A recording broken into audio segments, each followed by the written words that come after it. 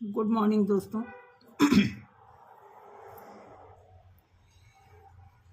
सभी soul family को मेरे बच्चों की तरफ से नमस्कार। आज बात करेंगे ट्विन फ्लेम की जो फ्लक्चुएट एनर्जी क्यों होती है। तो इसके पहले बात करेंगे फुल मून की, जो शरद पूर्णिमा के नाम से आप सभी लोग जानते होंगे। तो बेसिकली ये अश्विन माह के त्योहार हैं जो कि बहुत ही धूमधाम से हमारे हिंदू समाज के मुताबिक बड़े ही हर्ष उल्लास से मनाया जाता है। और आपको बता दूं, इसका प्रभाव सॉरी गला थोड़ा सा इसका प्रभाव ट्विन फ्लेम के ऊपर बहुत गहरा होता है, क्योंकि ये गॉड की तरफ से ब्लेस्ड होते हैं। इनकी जर्नी बिल्कुल बिल्कुल असाधारण जर्नी से ताल्लुक रखती है। आप ऐसा मानना क्या है पता ही है। ट्विन फ्लेम को हम राधा कृष्ण की उपाधि भी देते हैं, और भगवान कृष्ण जो है विष्णु जी के 8वें अवतार हैं, सभी जानते हैं। और यह वर्ष भी क्या है, कैलकुलेशन के हिसाब से 2024 जो है, अगर आप टोटल कैलकुलेट करते हैं तो 8 नंबर को रिप्रेजेंट करता है। वैसे तो हिंदू समाज की रीतियां ट्विन फ्लेम के रिवाज को बिल्कुल एक्सेप्ट नहीं करती हैं,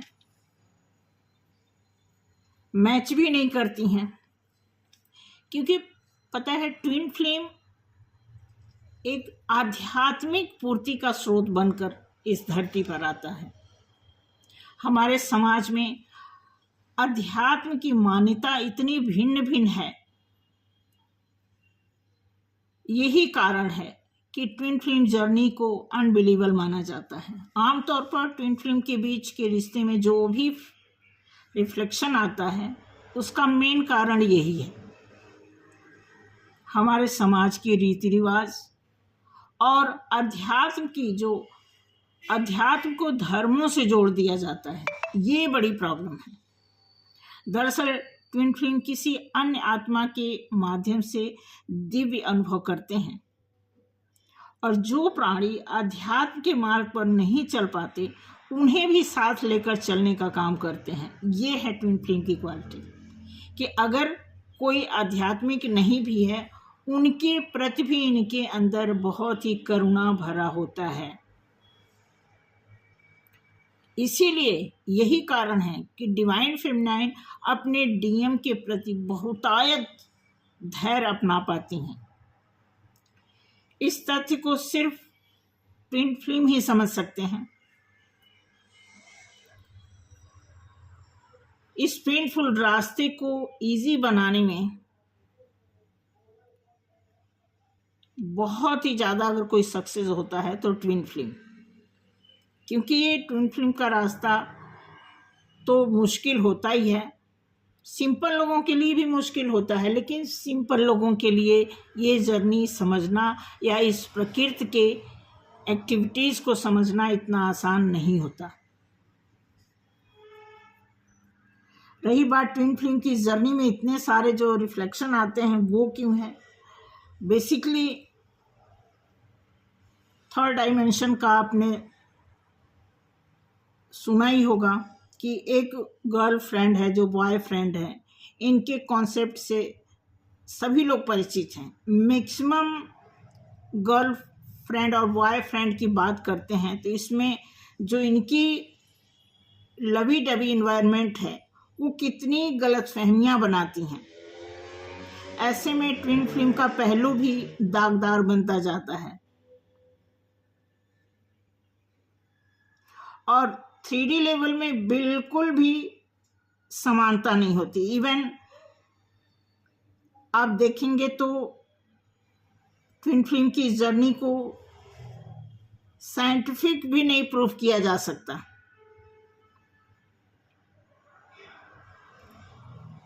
क्योंकि ट्विन फ्लेम की एक अवधारणा है जो व्यक्ति के बीच एक deep connection, deep powerful spirit relation को बूस्ट करते हुए चलती है।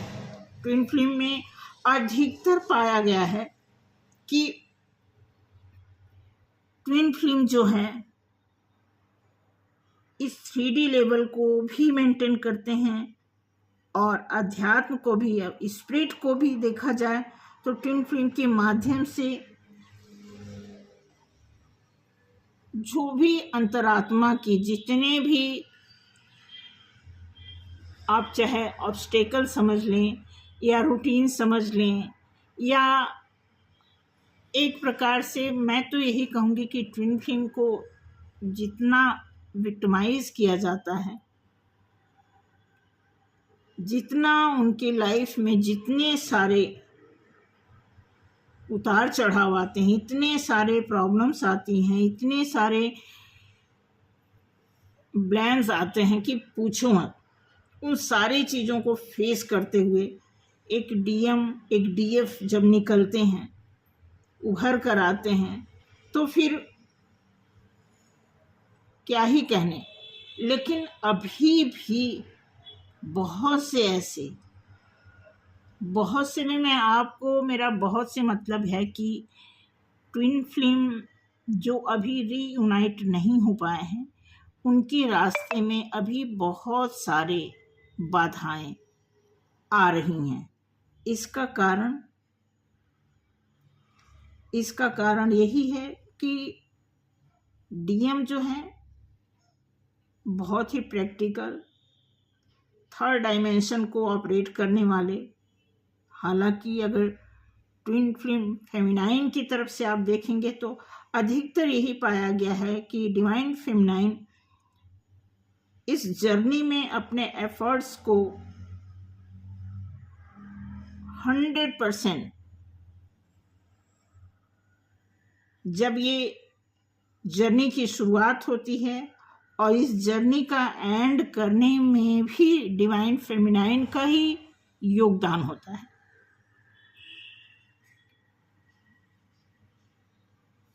तो बड़े तकलीफ के साथ मुझे बोलना पड़ रहा है कि इतना लंबा समय गुजर जाने के बाद भी एक उस फेमिनाइन को अभी सक्सेसफुल जर्नी नहीं साबित हो पाई है जिसकी वो हकदार हैं।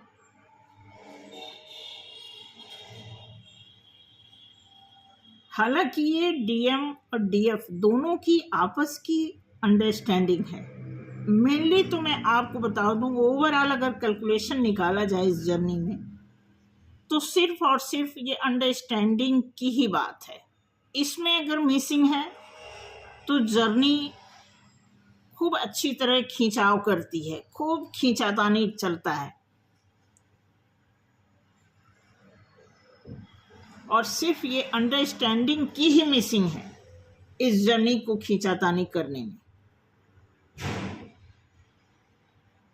इस खींचातानी के प्रभाव में जो डिले होता है उसका भी एक कारण है, वो कारण है ईगो।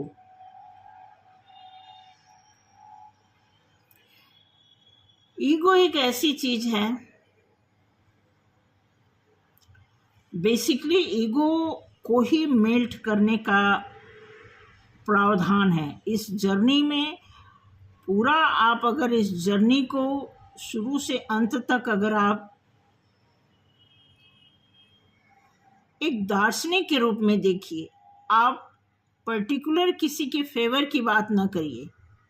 अगर एक जज की तरह से आप इसे जज करते हैं, ना फेमिनाइन के साइड होइए ना मैस्कुलाइन के साइड, एक जज की तरह से अगर आप इसे जजमेंट निकालते हैं तो आपको ईगो ही शुरू और इसका एंड मिलेगा कि ईगो की वजह से ये जर्नी बार बार धोखा खाती है, बार बार डिस्टर्ब होती है, बार बार, मतलब ये प्रक्रिया ऐसी बताई गई है कि ईगो जब तक नहीं ख़त्म होगा तब तक ये जर्नी कभी टावर मूवमेंट से गुजरेगी, कभी पावर मूवमेंट से गुजरेगी।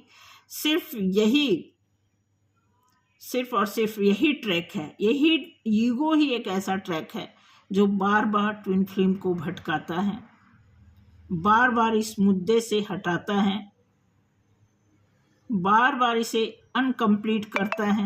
ये गारंटी है कि अगर जिस दिन ईगो का खात्मा हुआ उसी दिन गारंटी है रीयूनियन की।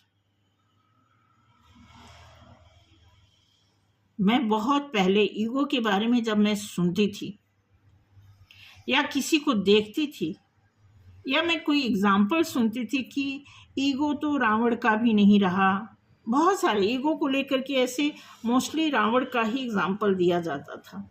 तो आप देखो रावण का क्या हश्र हुआ। तो मैं ये नहीं कहती कि रावण का तो वध हो गया, बट यहाँ वध होने से तो बात नहीं बनेगी, क्योंकि इस मदर अर्थ के लिए सर्विस चाहिए। मैंने एक वीडियो देखा था, कोई मैम ने बताया था कि याद नहीं है पूरी तरह कौन सी मैम है, बहुत आई थिंक 1-1.5 महीना हो गया, तो आधा ही देख पाई थी, फिर नीचे मुझे जाना पड़ा, किसी काम से छोड़ना पड़ा वीडियो। तो उसमें बताती हैं कि इस मदर अर्थ पे मतलब कुछ ऐसा वो बताती हैं कि इस धरती पे जितने भी गुनाह होते हैं वो सब इन्हीं की वजह से। मैं ये नहीं कहती कि पार्टिकुलर डीएम और डीएफ ही इसकी रिस्पॉन्सिबिलिटी ले लें, बट मैं ये कहना चाहूँगी कि ऐसे कहते हैं ना कि अगर कोई चाहता, कोई एक आदमी चाहे कि एक आदमी समाज को सुधार दे तो ऐसा नहीं होगा, लेकिन एक एक करके ही तो होगा। एक नहीं आगे बढ़ेगा तो दूसरा कैसे बढ़ेगा, तीसरा कैसे बढ़ेगा, फिर एक यूनिटी कैसे बनेगी। तो आज के डेट में जो हमारी सोल फैमिली की जो एक इंडस्ट्री समझ लो या एक यूनिटी समझ लो, तो हमारा बात करने का मतलब सिर्फ आपसे नहीं है, हम अपनी पूरी कम्युनिटी के साथ जुड़ करके इस बात को एक्सप्लेन करना चाहते हैं, बताना चाहते हैं कि ये रीयूनियन जो है अगर नहीं हुआ या नहीं हो पा रहा है तो इसका जो मेन रीज़न है, इसको कैसे हटना चाहिए, कैसे हटाना चाहिए, इस पर कैसे काम करने की ज़रूरत है। तो मेरी तरफ से तो यही रिक्वेस्ट है कि कोई ऐसा एक्सपर्ट आए जो ईगो के बारे में अच्छी तरह कुछ ऐसे व्याख्यान होने चाहिए, ऐसा विश्लेषण होना चाहिए जिसका निराकरण निकले। क्योंकि मेरे पास, मैं आपको बता दूं, मुझे तो एक्सप्लेन करने के लिए हिंदी एक ऐसा वर्ड है ना कि पूरी तरह अगर हिंदी बोली जाए तो बहुत कम लोग जो इस जर्नी पे बिलीव करते हैं, वो मुझे नहीं लगी। इंग्लिश तो हो सकता है कि उन्हें पूरी समझ आ जाए, लेकिन हिंदी के जो प्रोनाउंसिएशन है बड़े टफ हैं, वो बहुत कई बार ऐसा होता है कि बोलने से पहले रुकना पड़ता है। तो मैं इसीलिए बताना चाहूँगी कि बस यही रिक्वेस्ट है कि ईगो के ऊपर अगर कोई कुछ चुनिंदे वर्ड यूज़ करके कोई एक ऐसी स्टोरी बना सकता है तो बनना चाहिए। मैं भी सुनूंगी, पढ़ूंगी, देखूंगी कि क्या है, ईगो कैसे मेल्ट होना चाहिए, कैसे मेल्ट होता है, कैसे ईगो को डिस्ट्रॉय किया जाए। क्योंकि बहुत सारी ऐसी ट्विन फ्लेम की जर्नी है जो ईगो की वजह से बहुत ही हाईएस्ट देगी। ईगो की वजह से ऐसा लगता है कि आदमी को लगता है कि मेरे जैसा कोई नहीं है, मैं ही, मुझसे बड़ा नॉलेज किसी को नहीं है, मैं किसी की बात क्यों मानूं, मुझे कोई बेवकूफ़ नहीं बना सकता। मतलब ऐसे वर्ड सुनने को मिलते हैं जो सब ईगो के पीछे छिपा हुआ है। हालांकि उन सारी बातों को अगर हम सरेआम कर दें तो ईगो उसके आगे कुछ भी नहीं है, लेकिन ईगो एक ऐसी लेयर है आदमी के आंखों के ऊपर पड़ा है, ये परत ही नहीं हट रही है कि आदमी को बाकी चीज़ें दिखाई दें।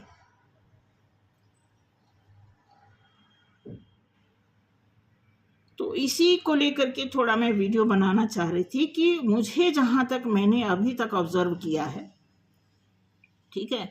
रही बात पेशेंस की, एक फेमिनाइन तो पेशेंस रखती है, लेकिन पता क्या, पेशेंस का मैं आपको बता दूं, माइंड मत करना आप लोग, लेकिन पेशेंस का ना दूसरा नाम है स्लो पॉइजन।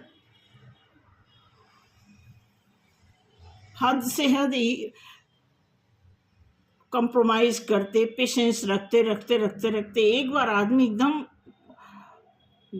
तेजाब बन जाता है, ऐसा लगता है कभी कभी। तो बस यही रिक्वेस्ट था सोल फैमिली से, अगर आप में से कोई ऐसा परफेक्ट, कोई ऐसा लेक्चर देने वाला है ईगो पे, तो मैं बहुत परेशान हूँ, बहुत जानना चाहती हूँ कि ईगो का कोई ऐसी स्टोरी बनी चाहिए जो डायरेक्ट उस पर्सन पे हिट करे जा करके। नहीं तो भगवान तो है ही है भाई, भगवान की लाठी, भगवान जब ईगो मेल्ट करने पे आ जाएंगे तो फिर किसकी चलेगी। लेकिन कुछ उस पर स्टोरी, कुछ ऐसे घमासान, कुछ ऐसे ज़बरदस्त टाइप के लेक्चर भी होने चाहिए ताकि ईगो मेंटेन करने वाले को पता चले कि क्या होता है इसका परिणाम।